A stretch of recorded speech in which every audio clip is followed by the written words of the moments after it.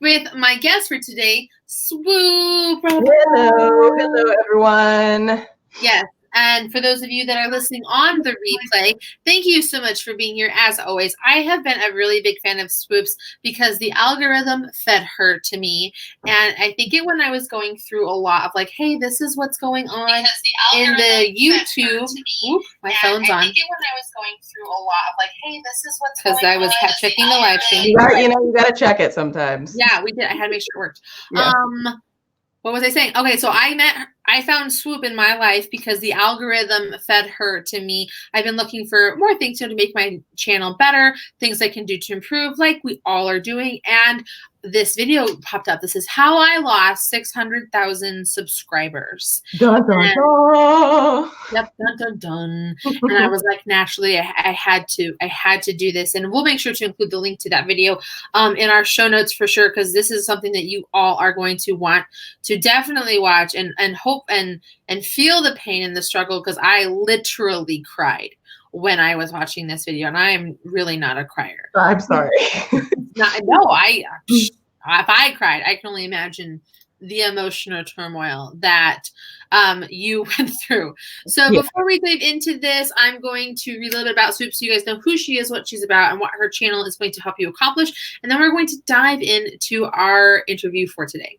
Swoop is an award-winning filmmaker and cinematographer, music video editor, musician, and digital content creator. A groundbreaking storyteller, Swoop has produced, written, and directed short film content for global brands like LG, Google, Ipsy, and Red Bull, and has amassed over 90 million views on her personal YouTube channels.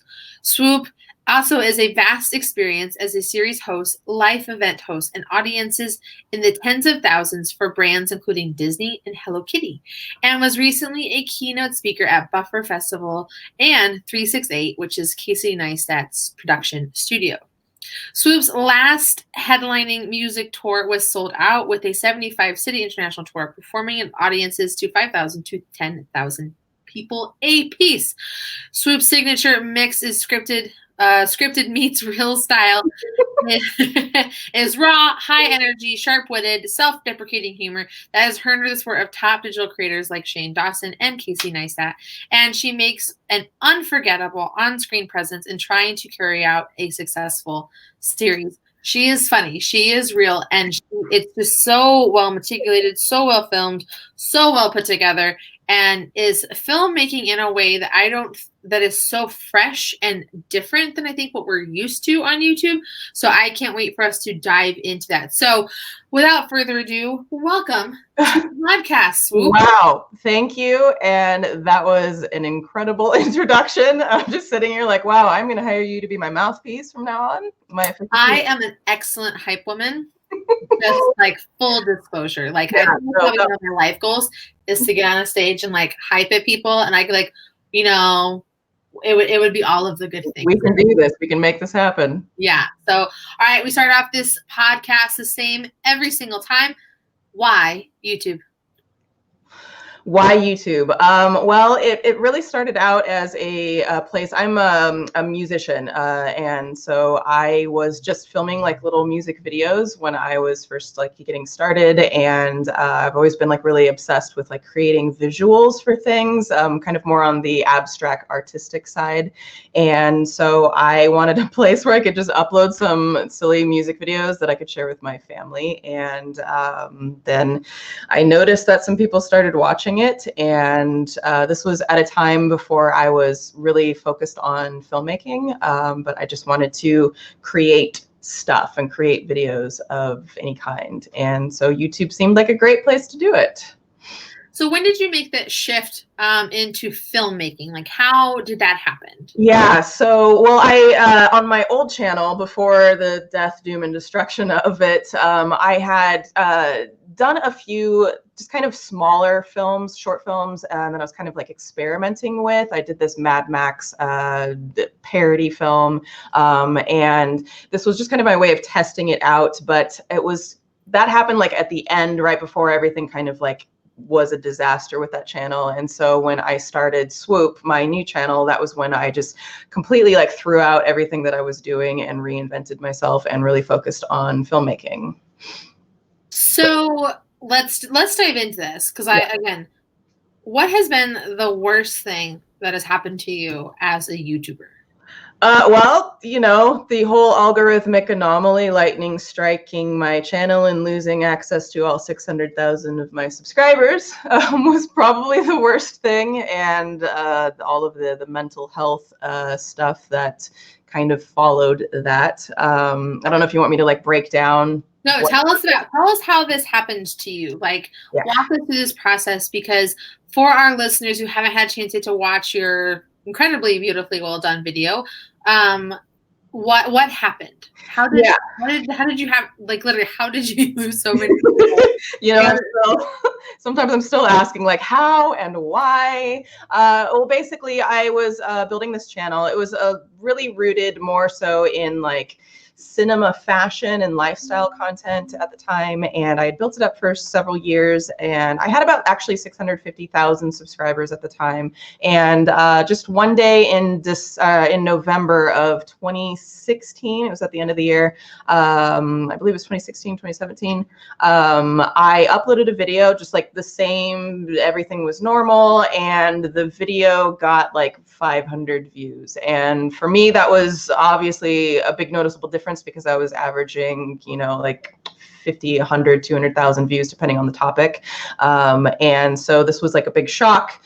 And so I spent the next year and a half trying to figure out what was going on, because it was basically like every upload that I put up since that moment just like completely flatlined, was dead in the water the moment that I uploaded it. And so I was desperate. I was literally talking to like every YouTube guru you can think of. Like if you name all of the top ones, I've sat down and met with them, and they were basically all baffled at what was going on at the same time, and no one could really give me an answer. And it wasn't until I was at an event and I just had a random chance encounter with someone who works for the search and discovery team and who works on building the algorithm. And I basically was like, I was almost on my knees, like begging and pleading, like, what's going on? Can you take a look at my channel? And so this person was nice enough to, they had their laptop with them, and they pulled up my channel. And they have like all of these diagnostics tools that we don't have access to as creators. And they were able to look at my channel and kind of track the whole lifespan of my channel. And I didn't tell them what was going on specifically. I wanted to see if they would give me an answer and kind of see if it would align with suspicions that I had of what was going on. And so they pinpointed the same date in November of that one upload where everything changed. And they kind of zoomed in and looked at a bunch of more diagnostics tools. And they basically kind of like took a step back and they were like, oh yeah, you got screwed, was what I was told, which was really fun to hear. Not words anyone, I think, wants to hear in any circumstance. No. And so I was just like, okay, tell me more. And they told me that it was basically what had happened was what they refer to as an algorithmic anomaly, which they said was the equivalent of being struck by lightning, in that basically my channel was just systematically dropped from like all home screen, browse, search, and discovery. Like everything was just tanked immediately, and this affected all of my new uploads. So some of my old content, my legacy content, was still pulling in some views, which was like a blessing because that was, a chunk of my income right there. But everything new was affected by this lightning strike situation that happened. And so I asked them if this is something that they could fix, or it was kind of like, well, what are you gonna do about it? Can you fix this? And I was basically told that if looking at my analytics depresses me, then I should start a new channel, maybe. And that's what I was sent away with. It's just, oh man, like I have so many feelings, so many thoughts. Yeah. So. Yeah. I think that the first was like, so can people, so does search still work for that channel? Like if people like search specifically for Spanky Valentine or the topic or anything like that, like does that part of your videos still work? Yes, so that is going to predominantly pull up my legacy content. So everything that was like uploaded before this happened. Now you can still find these videos, but it's usually like you need to have the specific titling, like verbatim the titling and my channel name. So it's still findable now, after, I mean, this was after a year and a half of like trying to get it to resurface again. And so you can find it, but it's a shadow of its former existence, like instantly overnight. Yeah. Now, are you still uploading to that channel? I was uploading to that channel again for like the last year and a half. I was trying to fix it, and because I hadn't talked to anybody yet, so I was like, well, I got to keep making content, and maybe it's my thumbnails, maybe it's my titles, and like, but really nothing had changed as far as the style of content I was doing, the way I was titling, like nothing had changed. So I knew that there was a systemic problem. But yeah, I kept continuing to upload, and I also had a few clients, believe it or not, that I still had contracts with, that I had like long extended contracts with them. So I had to keep uploading that stuff, even though it was like, hey, you know, I don't, I'm going to upload it, but like, who knows where it's going to go. And so as of a few months ago, or a month ago, or 2 months ago, I haven't uploaded anything at all. I was basically doing like once a month the last year. So talk to us about starting your new channel. So you got something like super screwed, super sucks, but because I'm super optimistic and silver lining-ish as best as I can be.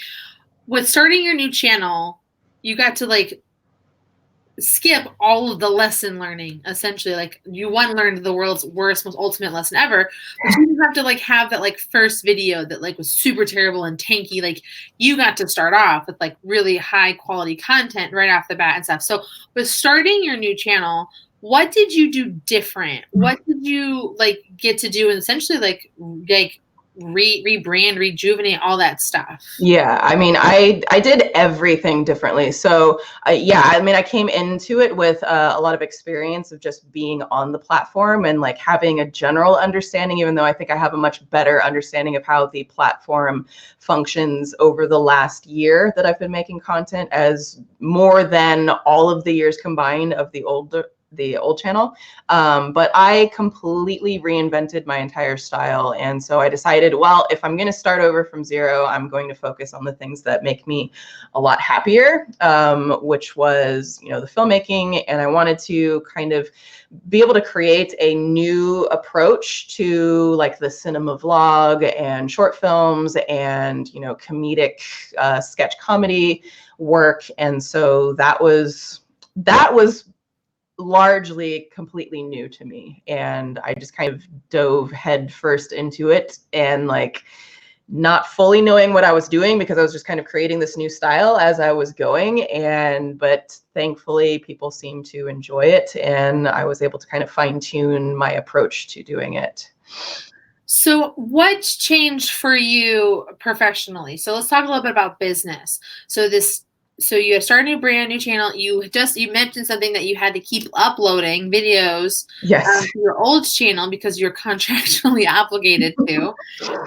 So talk to us about like how you make money, how you use YouTube for business, and with having this new channel, with this new change, what new business tactics or tricks did you put in place that we can learn from? Yeah, well, I think, you know, the interesting thing is it's kind of one of those, like, it almost feels cliche, you know, how people say, like, sometimes things have to come, like, crashing down in a fiery blaze of doom before you, like, really find yourself. And that was really the case for me. And so when I started this new this new type of content in the, the vlogging and the cinema vlog and like film and all that kind of stuff, it actually opened the doors for a lot more work with not only sponsors on the channel, but also content that I produce for other clients off platform and for their platforms as well. And that's because I think a lot of that has to do with because of this new style approach that I was taking to making the content. And I was much more focused on telling story, which has become the most important thing to me overall, and everything having the kind of the 3-act structure and story based. And so that's been able to connect a lot more with sponsorships. So it took a while. Like when you first start your channel, like you can't monetize for several months. So that was, rough going, and it took a while to like kind of build up the viewership in terms of ad revenue. And that's always kind of, the ebbs and flows that everyone experiences with that. But I've been able to secure a lot more in-tune brands, I think, with the type of content that I'm making, and then being able to make films for other brands off platform has been a big source for me. And it also opened up a lot of doors for public speaking and doing live events and engagements like that and hosting. I guess. So you had this existing subscriber base on this channel. Yeah. Did you do anything to try and bring them over? A lot of Yes. A lot of YouTubers, bigger YouTubers, will do. They'll start a new channel because they have their, because everyone's multi-layered, right? Right. If I was to make another channel, I probably would do like a Harry Potter fandom channel, right? Sure. That's what I would do. But like, what is the, like, how did you bring that over from your other channel? Because like, you can't ever just be like super level zero. Like no one's ever a beginner when they're starting, like in our positions. Like we've been in YouTube, we've done it, we've created. How did you bridge that? Well, I actually created my new channel without telling anybody at first. And I just let it live, I think for like a week, maybe 2. And then I posted a video on my old dead channel. Now I knew that, the thing was with that channel is just, I can't access those subscribers to like any great length. There's still like a baseline where I can maybe get through, it'll like show through to maybe like 500 or 1,000 subscribers. So I just made an announcement video over there, and then I, posted on all the rest of my socials. And I was like blessed enough in that I had creator friends who shared my first video, the how I lost 600,000 subscribers.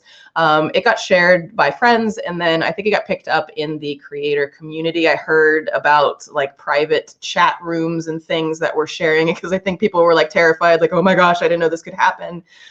So I was actually really blessed in that it just kind of went micro viral on its own, and that really helped me grow initially without being able to even really get to my old subscribers in the first place. And then I just had to rely on if they were still looking for me, because again, it had been a year and a half at this point where they hadn't really seen content from me on that old channel. If they were still looking for me, then they hopefully found me on the new channel. Well, I can't wait to continue to keep talking with you about like what you've been doing, why you create awesome things that happen to you. But I'm going to take a quick minute, guys, and we're going to show a little bit of love for our sponsor, who is TubeBuddy. TubeBuddy is the best platform for making sure that your YouTube channel is performing better and doing awesome things. It's essentially like the best friend to your awesome creator. And I want to take a second to show you the really awesome new tool that they have, which is still in beta, but that you all have access to with your TubeBuddy account, which is the SEO Studio. Now, let's say that you need to create your next video. I need to plan through it. If you have like a keyword, like you have used the keyword tool and you're ready to put together like a rocking video, you can work through Studio Beta to make sure that you are going to get that 100% in TubeBuddy. This is going to allow for you to perform better for your videos and that you're hitting all of those points. As you can see right down here, we have this checklist that's going to tell you like what you're doing right, what you're doing wrong, include what you need to do. You can fill in your titles and plan out whatever your video for I'm just going to use stuff that my channel is already tailored for, just for this example.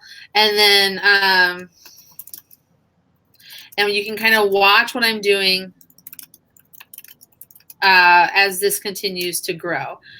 So let's say I had filled this in more. I can go to my next section and fill in my tags, where it's going to give me some suggested ones. I also can add in the ones that I know that I'm going to be using. And things like that, and fill this in. You can upload your thumbnails that you have, and then you can see, based on what you've put in your titles and in your tags, it's going to show you the other people that are going to show up in search, so that you can make sure that your thumbnail stands out, and then you can apply it to the video that you're uploading, and then of course save that draft later. This is awesome. I am really excited about this tool. I've been asking for this for a long time from them, and I'm so excited that they have put this together. And so you can go check it out for free. Please head over to TubeBuddy.com/women to sign up today. So, Swoop, do you use TubeBuddy? You love TubeBuddy, right? Of course, of course, of course. How has TubeBuddy helped your YouTube channels? Oh, I mean, it's just the deeper analytics is like massive for me. And, you know, even things like tag suggestions and testing thumbnails and all of that kind of stuff. It's just, it makes it so much better to have a third party resource that you can take a look at. So you're not just relying on the, you know, the main platform and your analytics there. So being able to diversify and see other angles of it is really helpful. See, guys, I'm not the only one that's a big fan, so go get your own copy there. Okay, so on to more of our series of questions that I have. So you've talked a little bit about some really great opportunities that happened to you and how it's helped your business. What is probably, let's say, since the start of the Swoop channel, what has been the coolest thing that you've gotten to do because you're a YouTuber? I think, you know, probably like 4 months in of creating Swoop, I made my first real short film. It was called Lost in Darkness, and I was invited to premiere that at Buffer Festival in Toronto, which is one of the biggest digital content film festivals. And this was my first film festival ever, and being invited to do that when I had made essentially one of my first real films was a huge, like, it was just a really big deal to me, because I felt like I was finally being just seen as an artist. And, you know, the event is absolutely amazing, and there are tons of just so many creators that I really respect there. I did this like whole trolling video of Peter McKinnon before leaving, because he had premiered there the previous year, and I found out that he was going, and I asked him if he would, like, you know, meet up with me there, and then we like linked and did like a little, you know, moment in a vlog, which was really fun. And then my film premiered, and it won the award for cinematography, which was just, it's kind of like this full circle moment where I realized, like, you know, I dove all in on doing this, and which was terrifying, but it was just nice to feel like, okay, this is where I was supposed to be. This is what I'm supposed to be doing. And, you know, I was just spending far too long doing fashion on the old channel. Yeah, we can get a little pigeonholed, and it can get a little frustrating, but you know, and as much as like, as vain as this might sound, outside validation, I think really helps creatives like keep going forward. Like, it's like someone is watching. People do need this. Sure. Yeah, absolutely. So I can understand how that would be like very like impactful for your creative soul, for sure. Yeah, it was. I mean, it wasn't, for me, it wasn't like just, you know, getting this like piece of glass trophy. It was just feeling accepted as a filmmaker amongst my peers, because there were some really tremendous creators there. And then I also got to connect with just a massive amount of like viewers, and I got to like just, you know, they told me their stories like face to face of, you know, what my film meant to them and what other films mean to them, and to just be able to connect with people on that level was like a really just satisfying experience. So speaking of creators, I would love to know, who are some of your favorite female YouTube creators? Oh, I don't want I don't like ranking people, but Sarah D. Just spitball them, no order of No, love. no order, no ranking. I think Sarah Dici like instantaneously pops into my head. I think she's just very talented, and I love her area of focus in tech and what she does. And I think she's just very, very driven, and I have a lot of respect for her. And she's just a really nice person. We actually met at Buffer, so that was really cool. Another one is Nikki Tutorials, because I'm coming from like the beauty space as well. And I think she's just an immense talent and just fantastic, a great artist. I love Liza Koshy. I think what she's done, what Lily Singh has done, in being able to create content, not just on YouTube, but taking it off platform and being very successful in having original programming. Lily Singh being, her nighttime talk show. I think that's just phenomenal. I love all those people too, so I'm really excited. I'm so glad that you love them too, because I get, and so many different, they all do something totally different, but it's all just so well done. Right, absolutely. So on the topic of, again, let's dive deep into lady YouTube life.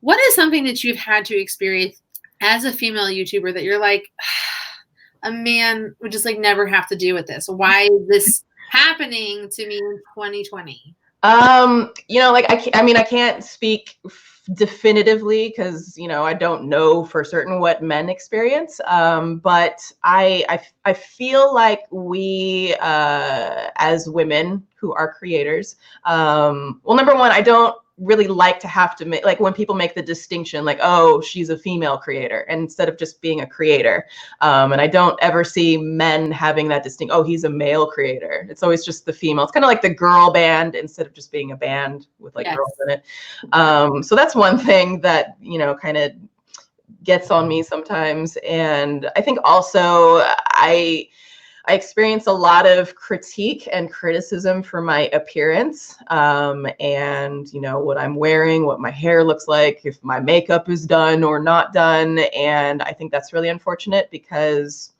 I don't know if men are critiqued very harshly on their appearance, but it feels like you're always supposed to look a certain way or people are going to, criticize you. And that's unfortunate because it takes away from the focus of the work. Yeah, one of the most common responses I get when I ask this question is, well, first, I can't get on camera without hair and makeup done. And it's sort of like that expectation that we need to present ourselves in a specific way to be taken seriously. And it's like we put that on ourselves, but also I feel like it's put upon ourselves because it's been societally put on ourselves. Yes, yeah, for since the dawn of time. Now, let me be clear.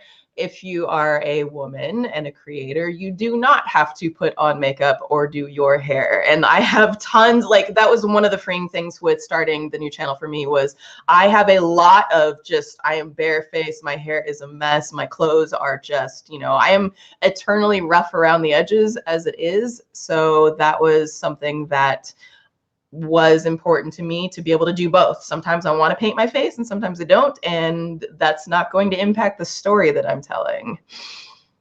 So before we had hopped on this interview, we talked about representation a little bit. Why do you think it is that there is still a struggle with representation when it comes to YouTube? And this is specifically around the statistic that while the people who are consuming YouTube content are 50-50 women, 50% men, 50% women, the majority of the content that women are consuming by category are under personal development, health and wellness, and makeup and beauty. Why is it that we're having a hard time getting representation in these other spaces when there are actually women creators who are in those spaces? Yes, and there are a lot of them. I think that a lot of it just has to do with just this socialization that we've had for centuries of thinking that men are the best at certain industries. And so, because if you look at the film industry, for example, it's been largely dominated by men who are operating cameras, who are the directors, who are the writers, who are, the cinematographers. And so I think women, because women weren't given opportunities, way back in the day, it just kind of set the tone for how people think, whether they even realize it or not. And so I think that plays a huge part in it. I think that when people go to YouTube, if they're looking up, how to camera something, or how to mechanic, or how to math, or whatever, something that's not beauty and fashion related, I think that people automatically gravitate towards males in the thumbnails, because we've just been programmed to think that women don't have as much to say, simply because we haven't seen them, because they haven't had as many opportunities. And so I think that is shifting a lot. I do know that I was expected, because I am a woman and a woman of color, that I was expected to do beauty and fashion, and I did that, and I fed into that, and that ate me alive. Like, it just did not fulfill me. But I do think it's shifting, but we need more of us doing it, so that more girls see us doing it and believe and feel like they too can do it. And that's kind of the vicious cycle of it, but I think we're doing better. Yeah, I think it's also really important too. I know that on a personal note, for me, I deal with representation in a unique way too. And while I, run my business and I hire women and all that kind of stuff, in my home, I work, and my husband is a stay-at-home dad. Mm-hmm. Like, that's our dynamic. And Yeah. I am in a constant state of correcting people all the time, or getting the ugh face when they're like, oh, how interesting that your husband stays home and you work. Like, Right. it's just so unexpected and weird. And it's really frustrating. But my kids know that when I'm in this room, mommy is working. And it was so funny. The other day we were hanging out with our friends, and we were just talking about our days. And my friend asked me, with my daughter around, and he was like, "How was your day, Des?"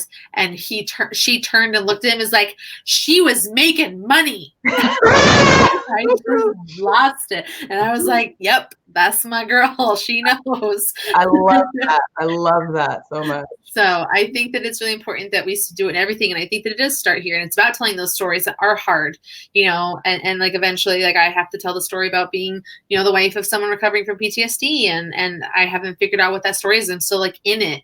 And, Right. I think that we as women need to tell our stories in every way, shape, and form, so that other people can really just learn and know that, one, they're not alone, and two, they can do it too. Absolutely. Absolutely. So on to some little bit lighter stuff. So kind of let's lighten the mood a little bit and pull it back. What is it that you like? What are some of your favorite tools that you use for doing your editing? I know that she's got a whole list of what she does and how she does it over on her YouTube channel, guys, so you can go check that out. But, like, how do you promote your channel? What do you like to film with, and it's, like, really special and unique to you? Anything like that you can share with us? Yeah, I'm not necessarily one of there are some cinematographers who only use, like, one brand of camera, and I haven't been that way, because I've always felt like different cameras and different brands create different looks and can tell different stories. And I also, because I've just been so kind of, like, raw and run and gun with my channel, like, I've done videos with my cell phone, like, it's just, if I have a tool and I can tell a story with it, that's, like, all that matters to me. But as far as, like, my predominant go-tos, I do shoot a lot with Canon and with Sony, and with my short films, I usually shoot with Red cinema cameras. Those are my favorite cameras, like, of all the things. And as far as post-production goes, I am a big Adobe Creative Cloud fanatic, and so I work in Adobe Premiere, and I use Rush when I'm doing work on my phone, editing on my phone. I use Photoshop. I do a lot of work in After Effects, and you name it, I'm in there and doing the things with Adobe. I hear you. I bow at the temple of Adobe as well. I've been in it for like 16 years, so I hear you there. Yes. It's really good stuff, guys. So what do you think is the most important thing anyone who's getting started with YouTube should be doing? I think they should be focusing on what their story is, what their narrative is. I think what oftentimes new creators do is they look at other creators and they just want to copy exactly what someone else is doing. I'm not saying like don't. I mean, I think we learn by pulling influence from, obviously, because there's not really anything new on the planet. So the influences are going to come from everywhere. But I think it's important early on to really focus on what it is that you actually have to say or what you want to say. And oftentimes, like, you may not know what that is yet. So then it just becomes important to just make a lot of content, just kind of vomit it out there on the internet, and until you find something that really clicks with you and you find your voice. And I know that kind of sounds cliche, but as someone who spent several years doing fashion and beauty, and that was not my passion, I got trapped into that because that was the narrative that I set for my channel and the clients that I was getting right away for that channel. And you can really find yourself in a rut. So the sooner that you can identify who you are as a creator, the better chances you will have of longevity on the platform and not burning out.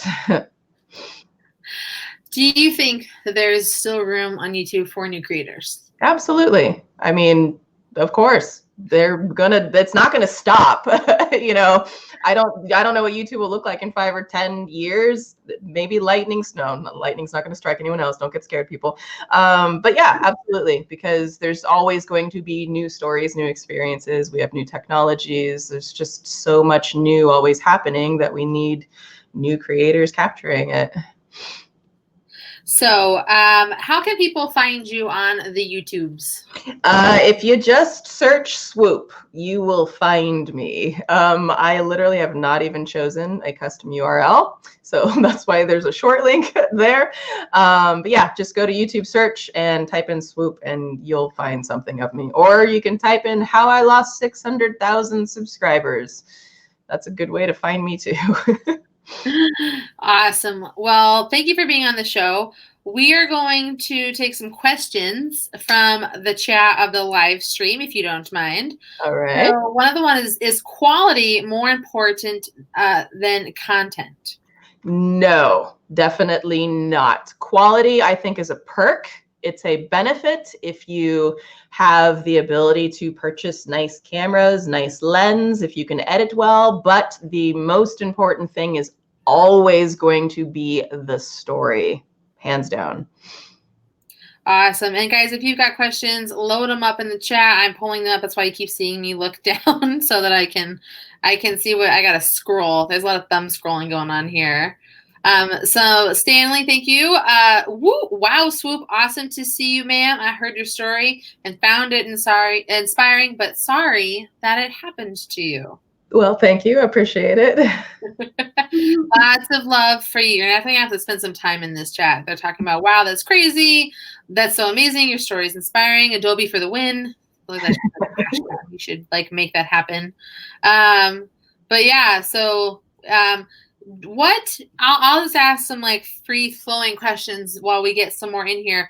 How do you plan a video? That's what I would actually really love to know more about, because again, your videos flawlessly flow and cut, and I am mesmerized. And so how do you plan out your videos, especially because they're so cinematography driven? Well, thank you. That was nice. When I started the new channel, my approach completely changed. And I usually, it can depend. If I'm just doing a cinema vlog, then I'm kind of planning ahead shots and concepts that I want to capture. But when you're vlogging, life is happening, so you're not necessarily trying to plan everything. But for a lot of my kind of stylized, my hybrid, that's scripted meets reality content that I do, I actually script a lot of it, if not all of it, depending on what the project is. And so I literally will just sit down. I've got my Google Docs and I just start writing. I usually like to come up with the title first, something that just really jumps out at me, that interests me, that I also think will be, attention attention grabbing on the platform and something that people want to watch. And so once I have kind of the title structure, then, I put that in my Google Doc, and then I just start writing out, and I literally will just write out scene by scene by scene by scene. And then what I do, because I kind of do this overlapping layering edit style where like I'm in one place starting a sentence and then I'm finishing a sentence in a completely different location. And so I just assign, I literally just like kind of highlight and color code my entire script. And, all of these shots are going to be filmed in the middle of the street because I do that a lot. All of these shots will be filmed on my rooftop. All of these will be in my basement. These will be underwater. And then in editing, I just follow my script and kind of lay everything out. And then I shoot a ton of B-roll. There's a whole community of people who just love B-roll. I'm more one of those who likes it, for enhancing a story. Some people like make the B-roll their story, and I like to use it just as transitions and supplement. So I shoot a ton of B-roll whenever I'm on location, and that just kind of helps feed and move along the story. And yeah, when I'm doing a short film, it's a lot more intensive. There are generally a lot more people involved. I will bring in a crew, and I still do a whole lot of scripting. And then oftentimes a lot of the final product actually doesn't come together until post-production and until editing. So you'll love this one. Someone just said, Swoop is the Quentin Tarantino of YouTube for them. Oh my gosh. Patty Broussard, you made her day, I'm pretty sure. That is really like the nicest thing anyone has ever said to me. I love Quentin Tarantino, so thank you. That is like, wow, that's awesome. Okay, so since you do films, and I think that a lot of us YouTubers are very much in like a bubble. Like for me, I do social media and content marketing. Nick Nimmin, he's a YouTube educator, Roberto Blake, he's very much focused on like tutorials and helping you make money offline, all that kind of stuff. That's his jam. Since you make film, how have you been able to teach the YouTube algorithm where to put you? Yeah, so that was a huge challenge starting out, much bigger than I anticipated, because I hadn't even really thought of that, because again, this was like a very new genre for me. And so what I've discovered is, because I make two types of content. I make the, the bigger, larger